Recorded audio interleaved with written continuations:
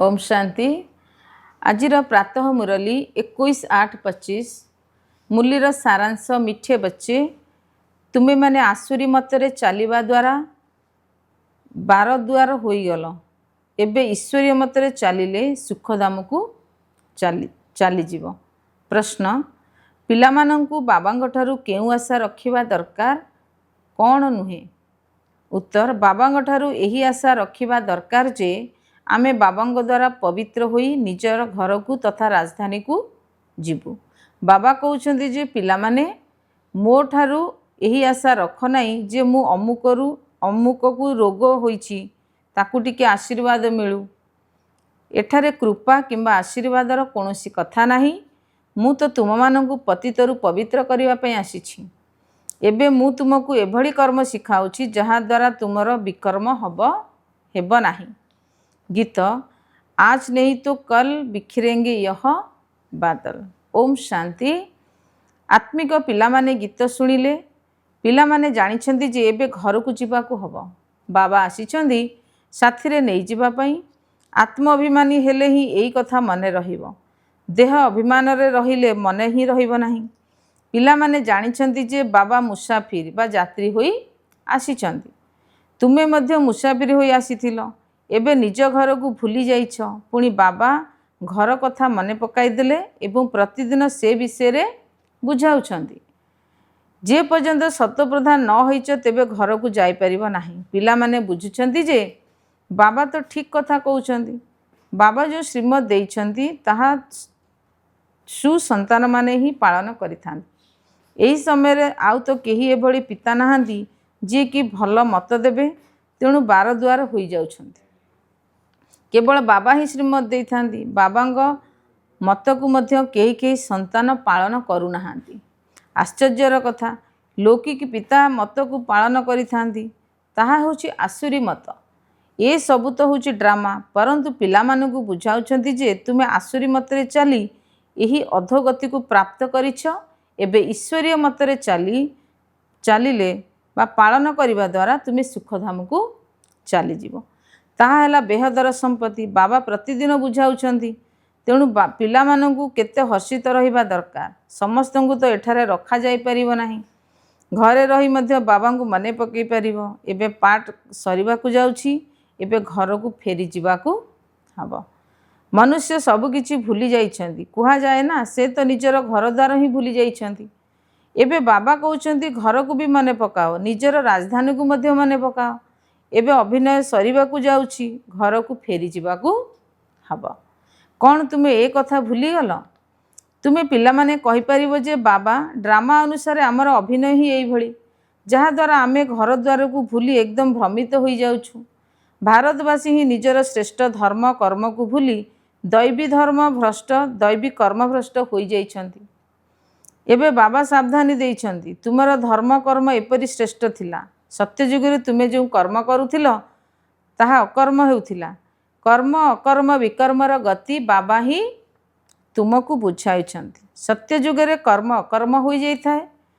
रावण राज्य रे कर्म विकर्म होइथाए। धर्म श्रेष्ठ कर्म श्रेष्ठ करिबा पई एबे बाबा आसीछन्ति। तेणु तुमे एबे श्रीमत आधार रे श्रेष्ठ कर्म करिबा उचित।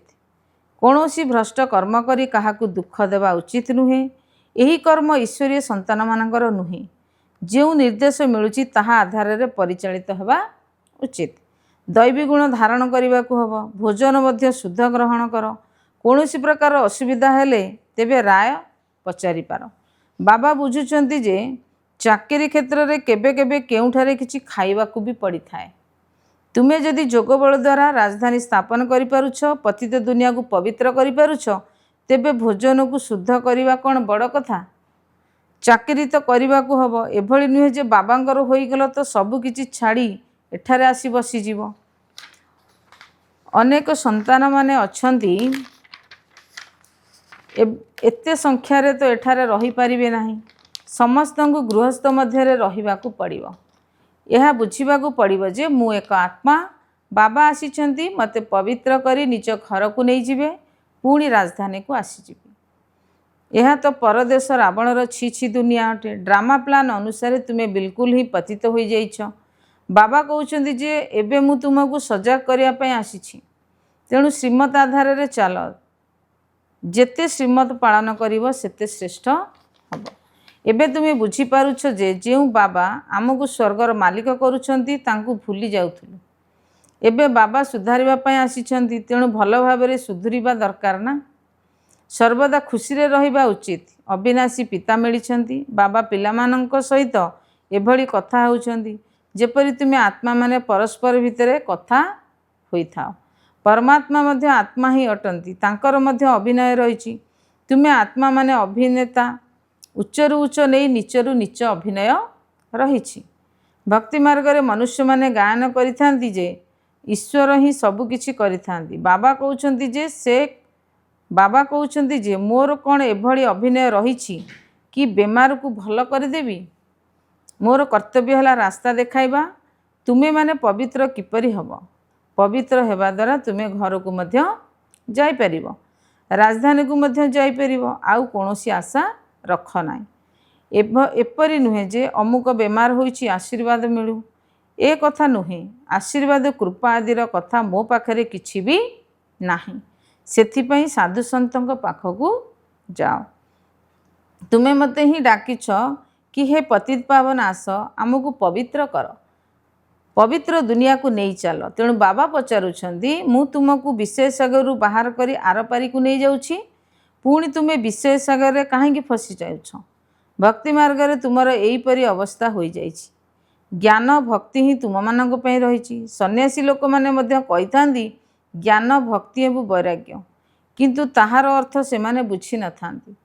एबे तुमर बुद्धि रे ज्ञान अछि, भक्ति तापरे वैराग्य। तेणु बेहदर वैराग्य शिखाउथिबा शिक्षक दरकार ना। बाबा बुझाइछन्ति यह श्मशान घाट अटे, यह परे परिस्थान हब बा स्वर्ग हब। सेठारे प्रत्येक कर्म अकर्म होता है। एबे बाबा तुमको एभली कर्म शिखाउछन्ति जहा द्वारा कोनोसी भी विकर्म हब नाही। काहाको भी दुख दियो नाही। पतित आत्मा द्वारा प्रस्तुत अन्न खाओ नाही। विकारग्रस्त हुओ नाही। अबला मानक उपरे अत्याचार ही एथिपई होइथाय। देखिछ जे किपरि मायार विघ्न पड़ुछि। एई सबु कथा होछि गुप्त। कहिथांती देवता एवं असुर मानकर युद्ध होइथिला। पुणी कहिथांती पांडव एवं कौरव मानक मध्यरे युद्ध लागिथिला। वास्तव रे अंतिम लड़ाई गोटिए ही हब। बाबा बुझाइछन्ति जे मु तुमको राजयोग शिखाउछि भविष्यत 21 जन्म पई।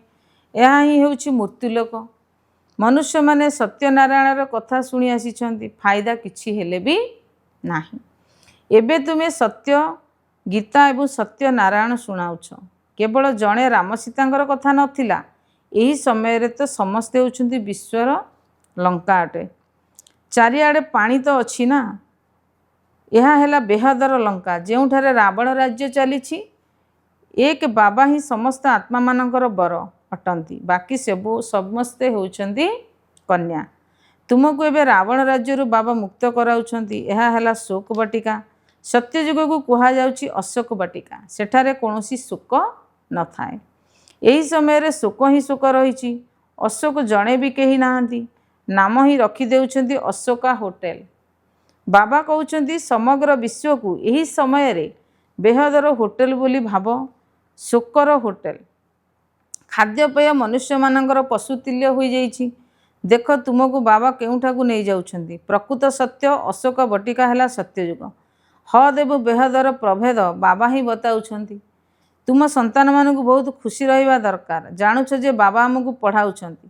आमर मध्य सेई धंदा, समस्त को रास्ता देखाइबा, अंध मानकर आशाबाड़ी हेबा। चित्र भी तुम पाखरे अछि। जेपरि स्कूल रे चित्र आधार रे बुझाई थांती यह अमुक देश। तुमे पुणी बुझाउछ जे तुमे आत्मा, शरीर नुहे। आत्मा सबु भाई भाई हेउछन्ति ना। केते सहज कथा शुणाउछ। कहि थांती मध्य आमे सबु भाई भाई अटु। बाबा कहउछन्ति जे तुमे सबु आत्मागण होउछ भाई भाई। ईश्वर पिता बोली कहि थांती ना। तेणु केबे परस्पर मध्य लड़ाई झगड़ा करवा उचित नुहे। शरीरधारी हेउथिबा कारणरू पुणी भाई भणी होई जाउछ। आम्भे शिव बाबांकर संतान हेउछ भाई भाई। प्रजापिता ब्रह्मांकर संतान रूपे भाई भणी हेउछु। आमको संपत्ति बाबा शिव बाबांक ठारू नेबार अछि। एणु बाबांको ही माने पकाउछ। ଏହି ସନ୍ତାନ ବା ବ୍ରହ୍ମାକୁ ମଧ୍ୟ ମୁଁ ନିଜର କରିଛି, ଅର୍ଥାତ୍ ତାଙ୍କ ଭିତରେ ପ୍ରବେଶ କରିଛି। ଏହିସବୁ କଥାକୁ ତୁମେ ଏବେ ବୁଝୁଛ। ବାବା କହୁଛନ୍ତି ଯେ ପିଲାମାନେ ଏବେ ନୂଆ ଦୈବୀ ପ୍ରବୃତ୍ତି ମାର୍ଗ ସ୍ଥାପନ ହେଉଛି। ତୁମେ ସବୁ ବ୍ରହ୍ମା ବଶ୍ଚ ଶିବ ବାବାଙ୍କର ମତରେ ଚାଲୁଛ, ବ୍ରହ୍ମା ବି ତାଙ୍କ ମତରେ ଚାଲୁଛନ୍ତି। ବାବା କହୁଛନ୍ତି ଯେ ନିଜକୁ ଆତ୍ମା ଭାବି ବାବାଙ୍କୁ ମନେ ପକାଅ, ଆଉ ସବୁ ସମ୍ବନ୍ଧକୁ ହାଲୁକା କରି ଚାଲ। 8 ଘଣ୍ଟା ବାବାଙ୍କୁ ମନେ ପକାଅ, ବାକି 16 ଘଣ୍ଟା ଆରାମ କିମ୍ବା ଧନ୍ଦା ଆଦି ଯାହା କରିବାର ଅଛି ତାହା କର। ମୁଁ ବାବାଙ୍କର ସନ୍ତାନ, ଏହା ଭୁଲ ନାହିଁ। ଏଭଳି ବି ନୁହେଁ ଏଠାକୁ ଆସି ହଷ୍ଟେଲ ବା ଛାତ୍ରାବାସରେ ରହିବାକୁ ହେବ। ତା ନୁହେଁ ଗୃହସ୍ଥ ବ୍ୟବହାରରେ ପିଲାମାନଙ୍କ ସାଥିରେ ରହିବାକୁ ହେବ। ସତେଜ ରହିବା ପାଇଁ ବାବାଙ୍କ ପାଖକୁ ଆସୁଛ। ମଥୁରା ବୃନ୍ଦାବନକୁ ଯାଇଥାନ୍ତି ମଧୁବନର ସାକ୍ଷାତ କରିବା ପାଇଁ। ଛୋଟିଆ ମଡେଲ ରୂପରେ ତିଆରି କରି ରଖାଯାଇଛି। ଏବେ ତ ଏହି ବେହଦର କଥାକୁ ବୁଝିବାକୁ ପଡ଼ିବ। ଶିବ ବାବା ବ୍ରହ୍ମାଙ୍କ ଦ୍ୱାରା ନୂଆ ସୃଷ୍ଟି ରଚନା କରୁଛନ୍ତି। ଆମେ ପ୍ରଜାପିତା ବ୍ରହ୍ମାଙ୍କର ସନ୍ତାନ ବିକେ ଅଟୁ। ଜୀବନରେ ବିକାରର କଥା ରହିବା ଉଚିତ ନୁହେଁ। ସନ୍ନ୍ୟାସୀମାନଙ୍କର ଶିଷ୍ୟ ହୋଇଥାନ୍ତି। ଯଦି ସେ ସନ୍ନ୍ୟାସୀ ବସ୍ତ୍ର ଧାରଣ କରିଲେ ତେବେ ନାମ ପରିବର୍ତ୍ତନ ହୋଇଯାଏ। ଏଠାରେ ବି ତୁମେ ବାବାଙ୍କର ହୋଇଗଲ, ତେଣୁ ବାବା ତୁମର ନାମ ରଖିଥିଲେ ନା। ପ୍ରାରମ୍ଭରେ କେତେ ସଂଖ୍ୟାରେ ଭଟ୍ଟିରେ ରହିଥିଲେ, ଏହି ଭଟ୍ଟି କଥା କାହାକୁ ଜଣା ନାହିଁ। ଶାସ୍ତ୍ରରେ ତ କ'ଣ କ'ଣ କଥା ସବୁ ଲେଖିଦେଇଛନ୍ତି। ଏଭଳି ପୁଣି ହେବ। ଏବେ ତୁମ ବୁଦ୍ଧିରେ ସୃଷ୍ଟିର ଚକ୍ର ଘୁରୁଛି। ବାବା ମଧ୍ୟ ହେଉଛନ୍ତି ସ୍ୱଦର୍ଶନ ଚକ୍ରଧାରୀ। ବାବା ସୃଷ୍ଟିର ଆଦି ମଧ୍ୟ ଅନ୍ତର କଥାକୁ ବୁଝାଉଛନ୍ତି। ବାସ୍ତବରେ ବାବାଙ୍କର ତ ଶରୀର ନାହିଁ, ତୁମର ତ ସ୍ଥୂଳ ଶରୀର ଅଛି। ସେ ହେଉଛନ୍ତି ପରମାତ୍ମା। ଆତ୍ମା ହିଁ ସ୍ୱଦର୍ଶନ ଚକ୍ରଧାରୀ ଅଟେ ନା। ଏବେ ଆତ୍ମାକୁ ଅଳଙ୍କାର କିପରି ଦିଆଯିବ, ଏହା ବୁଝିବାର କଥା ଅଟେ ନା। ଏହା କେତେ ସୂକ୍ଷ୍ମ କଥା ଅଟେ। ବାବା କହୁଛନ୍ତି ବାସ୍ତବରେ ମୁଁ ହିଁ ହେଉଛି ସ୍ୱଦର୍ଶନ ଚକ୍ରଧାରୀ। ତୁମେ ଜାଣୁଛ ଯେ ଆତ୍ମାରେ ସମଗ୍ର ସୃଷ୍ଟିଚକ୍ରର ଜ୍ଞାନ ଆସିଯାଇଛି। ବାବା ମଧ୍ୟ ହେଉଛନ୍ତି ପରମଧାମର ନିବାସୀ। ଆମେ ମଧ୍ୟ ସେଠାକାର ନିବାସୀ ଅଟୁ। ବାବା ଆସି ନିଜର ପରିଚୟ ଦେଉଛନ୍ତି ଯେ ପିଲାମାନେ ମୁଁ ମଧ୍ୟ ସ୍ୱଦର୍ଶନ ଚକ୍ରଧାରୀ ଅଟେ। ମୁଁ ପତିତ ପାବନ ତୁମ ପାଖକୁ ଆସିଛି। ମୋତେ ବାବା ଆସି ନିଜର ପରିଚୟ ଦେଉଛନ୍ତି। ମୋତେ ଡାକିଛ ଯେ ଆସି ପତିତରୁ ପବିତ୍ର କର, ଲିବରେଟ୍ କର। ତାଙ୍କର ତ ଶରୀର ନାହିଁ, ସେ ତ ଅଜନ୍ମା। ଯଦିଓ ଜନ୍ମ ନେଇଛନ୍ତି ପରନ୍ତୁ ଦିବ୍ୟ ଏବଂ ଅଲୌକିକ। ଶିବ ଜୟନ୍ତୀ ଅଥବା ଶିବରାତ୍ରି ପାଳନ କରୁଛନ୍ତି। ବାବା କହୁଛନ୍ତି ଯେ ଅଜ୍ଞାନର ରାତ୍ରି ପୁରା ହେଲେ ମୁଁ ଦିନ କରିବା ପାଇଁ ଆସିଥାଏ। ଦିନରେ 21 ଜନ୍ମ, ପୁଣି ରାତ୍ରିରେ 63 ଜନ୍ମ ନେଉଛନ୍ତି। ଆତ୍ମା ହିଁ ଭିନ୍ନ ଭିନ୍ନ ଜନ୍ମ ନେଇଥାଏ। ଏବେ ଦିନରୁ ରାତ୍ରିକୁ ଆସିଛ, ପୁଣି ଦିନକୁ ଯିବ। ସ୍ୱଦର୍ଶନ ଚକ୍ରଧାରୀ ବି ତୁମକୁ କରିଛନ୍ତି। ଏହି ସମୟରେ ମୋର ପାର୍ଟ ରହିଛି, ତୁମକୁ ବି ସ୍ୱଦର୍ଶନ ଚକ୍ରଧାରୀ କରୁଛି। ତୁମେ ପୁଣି ଅନ୍ୟମାନଙ୍କୁ ସ୍ୱଦର୍ଶନ ଚକ୍ରଧାରୀ କରାଅ। 84 ଜନ୍ମ କିପରି ନେଇଛ, ସେହି 84 ଜନ୍ମର ଚକ୍ର ତ ବୁଝିଗଲ। ପୂର୍ବରୁ ତୁମର କ'ଣ ଏହି ଜ୍ଞାନ ଥିଲା? ବିଲକୁଲ ନୁହେଁ, ଅଜ୍ଞାନୀ ଥିଲ। ବାବା ମୂଳ କଥା ବୁଝାଉଛନ୍ତି ଯେ ବାବା ହେଉଛନ୍ତି ସ୍ୱଦର୍ଶନ ଚକ୍ରଧାରୀ। ତାଙ୍କୁ ଜ୍ଞାନର ସାଗର କୁହାଯାଉଛି। ସେ ହେଉଛନ୍ତି ସତ୍ୟ ଚୈତନ୍ୟ। ତୁମମାନଙ୍କୁ ସମ୍ପତ୍ତି ଦେଉଛନ୍ତି। ବାବା ପିଲାମାନଙ୍କୁ ବୁଝାଉଛନ୍ତି ଯେ ପରସ୍ପର ମଧ୍ୟରେ ଲଢ଼େଇ ଝଗଡ଼ା କର ନାହିଁ, ମତାମତାନ୍ତର ହୁଅ ନାହିଁ, ସବୁବେଳେ ହର୍ଷିତ ରୁହ ଏବଂ ସମସ୍ତଙ୍କୁ ବାବାଙ୍କର ପରିଚୟ ଦିଅ। ବାବାଙ୍କୁ ସମସ୍ତେ ଭୁଲି ଯାଇଛନ୍ତି। ଏବେ ବାବା କହୁଛନ୍ତି ଯେ ମାମେକମ୍ ୟାଦ କର। ନିରାକାର ଭଗବାନ ଉବାଚ, ନିରାକାରୀ ଆତ୍ମାମାନଙ୍କ ପ୍ରତି। ପ୍ରକୃତରେ ତୁମେ ନିରାକାର ପୁଣି ସାକାରୀ ହେଉଛ। ସାକାର ବିନା ତ ଆତ୍ମା କିଛି କରିପାରିବ ନାହିଁ। ଆତ୍ମା ଶରୀରରୁ ବାହାରିଗଲେ ଶରୀର କିଛି ବି ହଲଚଲ ହୋଇପାରିବ ନାହିଁ। ଆତ୍ମା ତୁରନ୍ତ ଯାଇ ଅନ୍ୟ ଶରୀର ନେଇ ନିଜର ଅଭିନୟ କରିଥାଏ। ଏହି କଥାକୁ ଭଲ ଭାବରେ ବୁଝ। ନିଜ ଭିତରେ ମନ୍ଥନ କର। ମୁଁ ଆତ୍ମା ବାବାଙ୍କ ଠାରୁ ସମ୍ପତ୍ତି ନେଉଛି। ସମ୍ପତ୍ତି ମିଳୁଛି ସତ୍ୟ ଯୁଗରେ। ନିଶ୍ଚିତ ରୂପେ ବାବା ହିଁ ଭାରତକୁ ସମ୍ପତ୍ତି ଦେଇଥିବେ। କେବେ ସମ୍ପତ୍ତି ଦେଇଥିଲେ, ପୁଣି କ'ଣ ହେଲା, ଏହା ମନୁଷ୍ୟମାନଙ୍କୁ କିଛି ବି ଜଣା ନାହିଁ। ଏବେ ବାବା ସବୁ ଜଣାଉଛନ୍ତି। ତୁମ ସନ୍ତାନମାନଙ୍କୁ ହିଁ ସ୍ୱଦର୍ଶନ ଚକ୍ରଧାରୀ କରୁଛନ୍ତି। ପୁଣି ତୁମେ 84 ଜନ୍ମ ନେଇଛ। ଏବେ ପୁଣି ମୁଁ ଆସିଛି, କେତେ ସହଜରେ ବୁଝାଉଛନ୍ତି। बाबा को मने पकाओ एवं मिठा हुओ। लक्ष्य उद्देश्य सम्मुखें रही। बाबा वकिलंकर वकिल अटंती, सबु झगड़ारू मुक्त कर देउछन। तुम्हें संतान मानू बहुत आंतरिक खुशी रहिबा दरकार, कारण आमे बाबांकर संतान होउछि एवं बाबा आमको पोष्यपुत्र करिसेंती संपत्ति नेबा पई। एठाकू तुम्हें आसीछ संपत्ति नेबा पई। बाबा कहउछंती जे संतान संतति आदि को देखुतले मध्य बुद्धि बाबा एवं राजधानी आड़ को रहू। पाठ पढ़ा केते सहज अटे। बाबा जी कि तुमको विश्वर मालिक करुछंती तांको तुम्हें भूली जाओ। प्रथमे निश्चिंत निजको आत्मा बोली भाव। यही ज्ञान बाबा संगम जुगे ही दे था, कहीं संगम जुगे ही तुमको पतितरु पवित्र होगाकू पड़िबो। अच्छा, धारणा पाई मुख्य सारांश। 1 नंबर, श्रीमत आधार रे एबे प्रत्येक कर्म को श्रेष्ठ करने को हबो। काहाकू भी दुख देबार नाही। दैवी गुण धारण करने को हबो।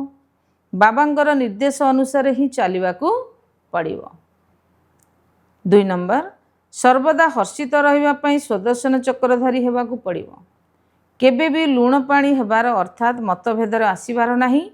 समस्त को बाबांकर परिचय देबाकू हबो। बहुत बहुत मिठा हेबाकू पड़िबो। वरदान, सम्मान मागिबा परिवर्ते समस्त को सम्मान देउथिबा निष्काम योगी भव। विस्तार, तुमको कहीं सम्मान देऊ बा न देऊ, मानू बा न मानू, किंतु तुम्हें ताकू मिठा भाई मिठा भौणी माने करी सर्वदा निजे समान रही निजर स्नेही दृष्टि द्वारा स्नेहपूर्ण मनोवृत्ति द्वारा आत्मिक सम्मान दे चलो। से जदि मते सम्मान दब तेबे मु देवी, यह मध्य राजकीय भिकारी पणिया अटे। एथिरे निष्काम योगी हुआ। आत्मिक स्नेहर वर्षा करी शत्रु को मध्य मित्र कर दियो। तुम सामना को जदि कहीं पत्थर मध्य पकाउछि तेबे भी तुम्हें ताकू रत्न दियो, कहीं तुम्हें होछ रत्नाकर पितांकर संतान। स्लोगान, विश्वर नवनिर्माण करने पई 2टी शब्द को मने रख, निमित्त एवं निर्माण अर्थात निरहंकारी।